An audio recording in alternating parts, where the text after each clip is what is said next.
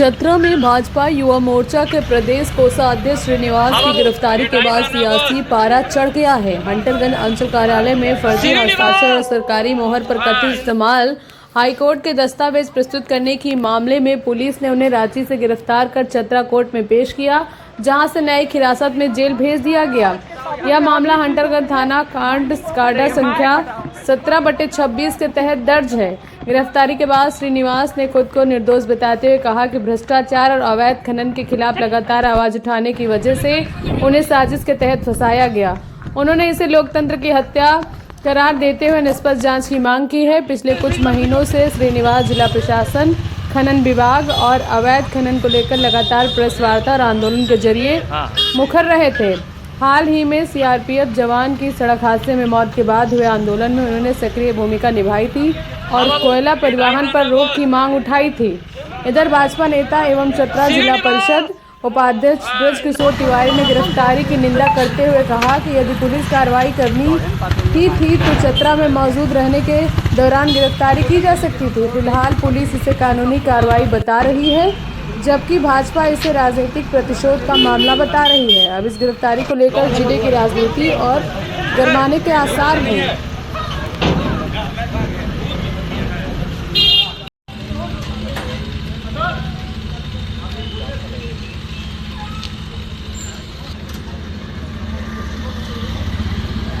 हत्या है चतरा की धरती पर। देखिए, एक सैनिक जवान को गार्ड ऑफ ऑनर नहीं मिला, लक्ष्मण यादव को, और उसके लिए हमने आवाज उठाया, कोयला की गाड़ियों को रोका। 5 दिन से कोयला की गाड़ी रुकी हुई है और इसी षड्यंत्र में मुझे अंदर किया गया। हम यहाँ चतरा आ रहे थे, डीसी ऑफिस में 2 बजे बैठक था, उसी बैठक में शामिल होने के लिए, और एक शिक्षक की हाथ कट गई कर गई। ये हेमंत सोरेन के खिलाफ हमने प्रेस कॉन्फ्रेंस किया। डीएमओ माइनिंग ऑफिस, ये दुर्भाग्य है लोकतंत्र का कि माइनिंग ऑफिस के खिलाफ FIR हुआ डीएमओ पे और कोई कार्रवाई नहीं हुई। इस षड्यंत्र के तहत मुझे फंसाने का काम किया जा रहा है, कर रहा है। लेकिन नेल्सन मंडेला भी 25 साल जेल रही थी। हेमंत सोरेन और सीओ और माइनिंग ऑफिस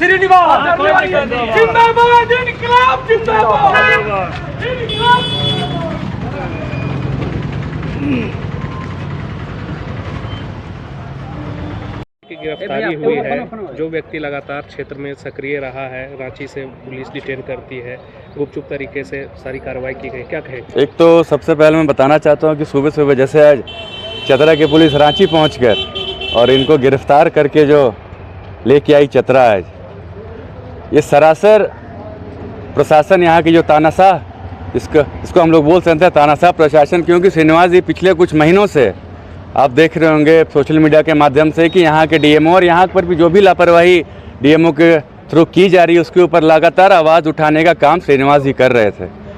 सरकार लुटेरों की सरकार है। सरकार से ये बर्दाश्त नहीं हो पाया कि कोई भारतीय जनता पार्टी का कार्यकर्ता या भारतीय जनता पार्टी का नेता या सामाजिक कार्यकर्ता अगर सरकार के विरोध में बोलना शुरू करता है, जनमुद्दों को लेकर बोलना शुरू करता है, तो उसे कैसे सरकार और प्रशासन उठाकर और जेल में डालने का काम करती है। मैं फिर से ये चेताना चाहता हूँ कि ये फर्जी केस में डालकर श्रीनिवास भाई, हमारे जो श्रीनिवास जी, उनको जेल में डालने का सरकार काम की है। अगर सरकार अभी भी जो यहाँ की जिला के प्रशासन नहीं चाहती तो भारतीय जनता पार्टी एक उग्र आंदोलन करने का, चतरा जिला से लेकर पूरे झारखंड राज्य में उग्र आंदोलन करने का काम भारतीय जनता पार्टी करेगी। श्रीनिवास की गिरफ्तारी का कितना झारखंड के पॉलिटिक्स पर असर होगा?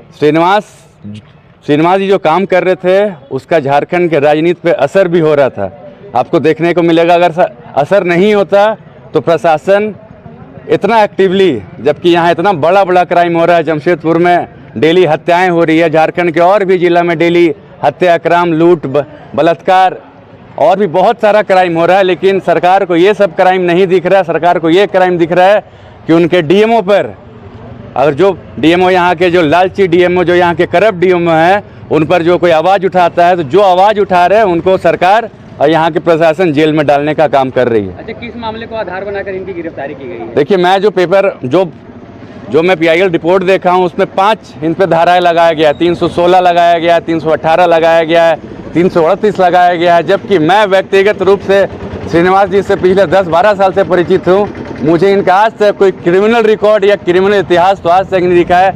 अब सरकार किस धारा पे 5-5 धाराएं लगाई है, अब धारा कितना सच है कितना झूठ है, ये तो जो धारा लगाए हैं वही बता सकते हैं। भाजपा नेता की गिरफ्तारी हुई है, क्या कुछ कहेंगे? मुझे नहीं पता था, आप के सोशल मीडिया के माध्यम से, आप लोगों के माध्यम से मुझे पता चला है श्रीनिवास जी का गिरफ्तारी हुई है। किन कारणों से हुई है ये जानकारी नहीं है, बट कुछ उड़ते उड़ते हमारे पास एक खबर आई थी कि कुछ पेपर डॉक्यूमेंट्स जो हंटरगंज के अंचलाधिकारी के द्वारा फर्जी एफआईआर कराया गया है, कि फर्जी तौर पे वो पेपर कलेक्ट किए थे, उसके विरुद्ध में एफआईआर कराया गया है। तो इसकी मुझे जानकारी नहीं है, इस पर हम बहुत ज़्यादा नहीं बोलेंगे, परंतु अगर कोई भी ऐसी बातें थी तो उसको निपटा जा सकता था। चतरा छोड़कर रांची में गिरफ्तारी हुई है। जैसे लगातार वो क्षेत्र में रहते थे, लेकिन आनंद फानन में रांची से गिरफ्तारी हुई है, इसे किस तरह से आप देखते हैं?